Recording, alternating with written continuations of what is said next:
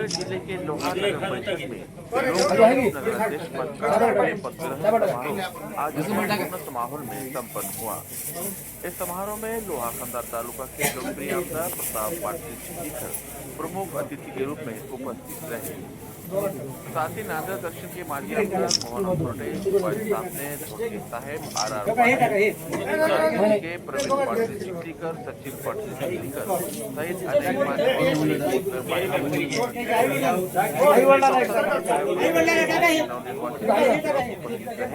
अनेक समारोह के दौरान शरद पाटिल पवार ने आज परिषद के नगर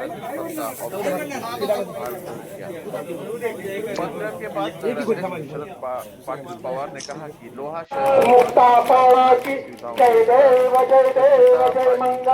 पारदर्शी प्रशासन को प्राथमिकता दी जाएगी। समारोह के अंत में उपस्थित जनप्रतिनिधियों और नागरिकों ने नवनियुक्त नगराध्यक्ष को बधाइयां देते हुए उनके सफल कार्यकाल की शुभकामनाएं दी।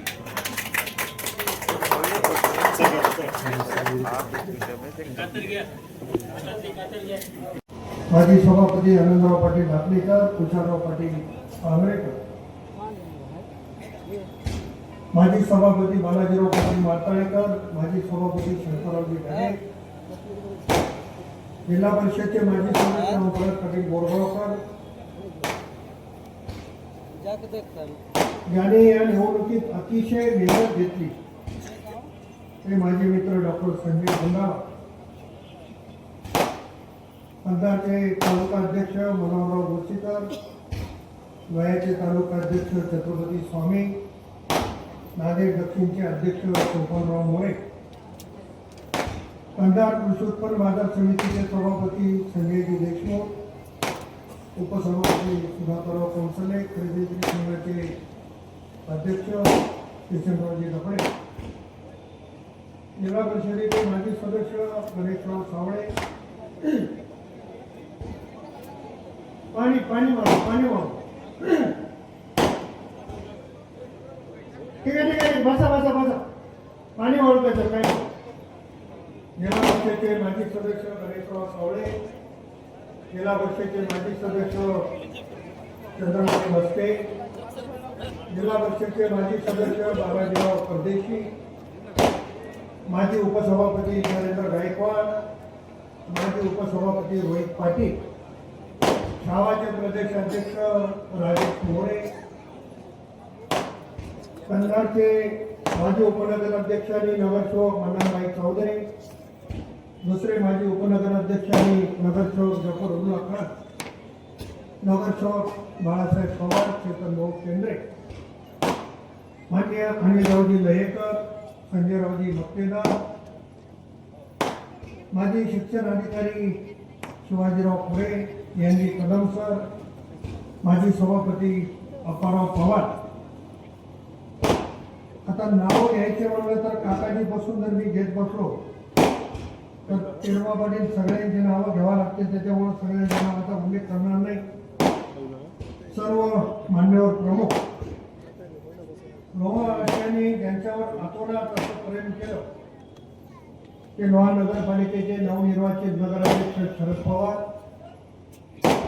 नगरपालिकेचे गटनेते भास्कर पवार, सदानंद तेलंग, पार्वतीबाई जंगले, लक्ष्मीबाई धुतमल, गणेशराव बगाडे, पूजाताई खिल्लारे, सतीश नेताते, तुकाराम दाडे, बागाबाई पवार, सुशीलादेवी परिहार, रामाबाई मंजलवार, अविनाश पवार, माधव बोडके, हरिभाऊ चव्हाण, अनिताई नरवाड, केशवरावजी चव्हाण, करीमभाई,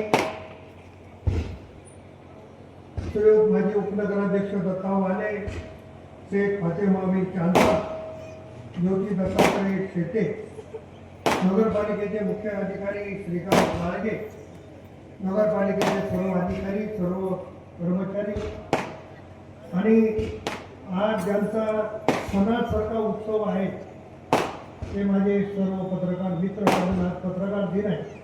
पत्रकार दिनाच्या सर्व माझ्या पत्रकार बांधवांना, भगिनींना खूप खूप माझ्या वतीनं, राष्ट्रवादी काँग्रेसच्या वतीनं आणि लोहा नगरपालिकेच्या सर्व नागरिकांची नगरसेवकांच्या वतीने मी शुभेच्छा देतो.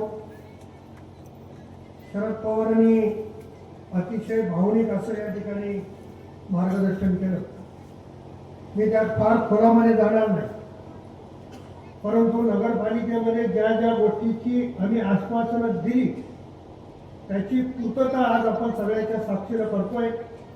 आणि 51 घरकुलाच्या लाभार्थ्याचे पैसे त्यांच्या खात्यामध्ये कोणीही एकही रुपयाची लाच न देता त्यांच्या खात्यात टाकायचा निर्णय घेतला. मला माहिती आहे मागच्या काळामध्ये घरकुलवाल्यांना ज्यांना घरकुल मिळाले त्यांनी आठवा 15,000, 20,000 हजार रुपयाची लाच त्या नगरपालिकेमध्ये द्यावा लागायची. ही अतिशय दुर्दैवाची बाब. म्हणून मी जेव्हा नगरपालिकेच्या प्रचारात फिरत होतो तेव्हा मी सर्वांना आवर्जून सांगितलं की या गरीब माणसांना पैसे विनाविलंब मिळाले पाहिजे, त्या गरीब माणसाला त्रास नाही झाला पाहिजे. ही भूमिका घेतली आणि आज 51 लाभार्थ्यांच्या खात्यामध्ये पैसे टाकायचा निर्णय शरद पवार आणि नगरसेवकांनी घेतला. मनापासून मी धन्यवाद. येणाऱ्या 8 दिवसामध्ये परत 1 कोटी रुपये त्या घरकुलांच्या लाभार्थ्यांच्या खात्यात पडतील. त्यावर देखील कोणालाही 1 रुपये द्यायची गरज पडणार नाही. ही भूमिका आम्ही घेतली. आज आम्ही बचत गटाच्या जे आमच्या इथं बचत गट चांगल्या पद्धतीने चालवतात त्यांना अनुदान देण्याची भूमिका घेतली. आणखी नवीन गटाला प्रोत्साहन देण्याची भूमिका देखील निश्चितपणानं नगरपालिका या ठिकाणी घेणार. मला लोहावासियांचे तमाम आभार मानायचे की तुम्ही एवढं प्रेम केलं. आम्ही गलोगाली फिरलो आणि मी फिरलो नाही तर जे स्वतःला जिल्ह्याचे नेते समजून घेतात तेही गलोगली फिरले. पण त्याला तुम्ही सांगितलं की आता तुम्ही गलितच बसा आणि दिल्ली दुसऱ्याला जाऊ द्या अशी परिस्थिती निर्माण झाली आणि त्यांना लोहा काय हे दाखवून देण्याचं काम लोहावासियांनी केलं. मनापासून मी आभार. मी एका वर्तमानपत्रात वाचलं की स्वतःला दिल्लीवाले स्वतःला मुंबईवाले समजणारे गलीमध्ये आले. हा काळाचा महिमा आहे. आणि भाऊ आपली एक म्हण आहे, कधी सासूचे दिवस राहतात तर कधी सूनचे दिवस राहतात. सून ही कधीतरी सासू होते ते कोणी विसरत टाकणार. म्हणून सासूने हिशोबात राहिलं पाहिजे. आता त्या सासूला असं वाटून लागलं की माझ्याशिवाय कोणीच नाही. पण लोकांनी सांगितलं की तुझ्यापेक्षा 10 पट सून तुझी हुशार आहे, तू आता घरी बस. ही भावना निर्माण झाली आणि लोहेकरांनी तो धडा शिकवला. काय अवस्था होती. एकेकाळी राज्याचं नेतृत्व केलेला माणूस लोह्यात 4 सभा घेतो. त्याच्यापेक्षा दुर्दैव काय असतो. ही वेळ का आली त्याचं आत्मपरीक्षण त्यांनी केलं पाहिजे. म्हणजे कुठल्या तरी कार्यक्रमात ते बोलताना म्हणाले की मी प्रताप पाटलाला ओळखत नाही. कसं ओळखतो.